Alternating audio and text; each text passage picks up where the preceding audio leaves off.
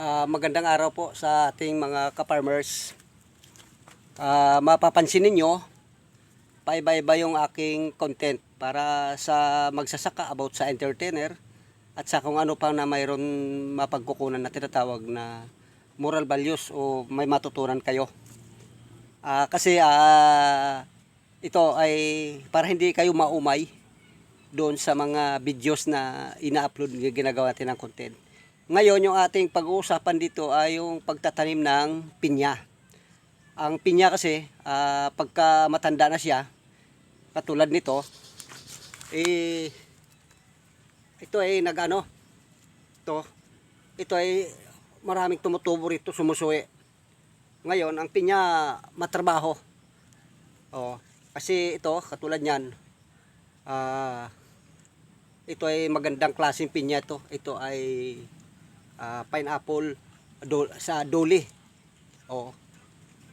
Ito ay galing sa Bukidnon, sa taniman ng pineapple plantation. Ngayon, napakaganda ng binhi nito. Napakaganda ng bunga. Ay kahit hindi pa madilaw at binalatan nyo, hindi siya maasim. Napakasarap ng kan. Wag lang siya yung bubot pa. Kasi medyo medyo maniba lang. Babalatan nyo, hindi nyo na kailangan na isaw-saw sa kung saan dahil napakabango, napakasarap. Ito yung Dole, Philippines, na sa Bukidnon, plantasyon. Ngayon, ang gagawin natin dito, itatanim to. Dahil ito ay galing na doon sa mother na sanga. Inano natin ito, pinutol natin dito. Tapos ang nito katulad niyan, pag nagkapatong-patong na sila, ay ganito. Yan. Maliit na siya. Pag nagkapatong-patong na, ito na. Ang gagawin natin ngayon para may tanim ng maayos siya, para mabilis lumago. Yung ganito ay siyempre linisan natin to, gugupit-gupitin.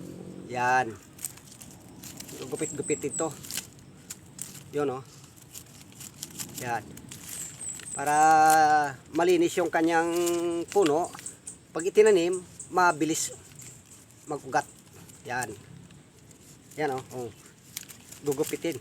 Kailangan ng gunting para itong ugat na ito ay tuloy-tuloy ang kanyang pagsibol. Yan linisin yung puno. Yan, linisin. Yan, bawasan yung gugupitan. Yan. Alisin yung mga ito. Kasama to sa ibabaon sa kan, para may malalim-lalim ang pagkakabaon ng pagtanim. Yan ito, aalisin to. Yan mga yan. Dahil salita, medyo na siya. Ito, ugat na ito. Yon. Tingnan yan. At saka ito, bawasan pa. Kasi ito na ito. Isturbo. Gugupitin ng ganyan yan. Yan. Ito pagdating dito, ibabawasan natin para hindi siya masyadong magroge. Ay salita, ito ay malata mo yung magagandang pinya kasi nga mahaba ang kanyang ang kanyang dahon ay mahaba. Yun mahaba yan yung niya. Yun. Kaya kailangan maayos. Ito naman, yan. Ito naman yung pinya na tawagin senyorita, na napakabango ng dito. Bali, ang pinya ko rito ay nasa 2 variety.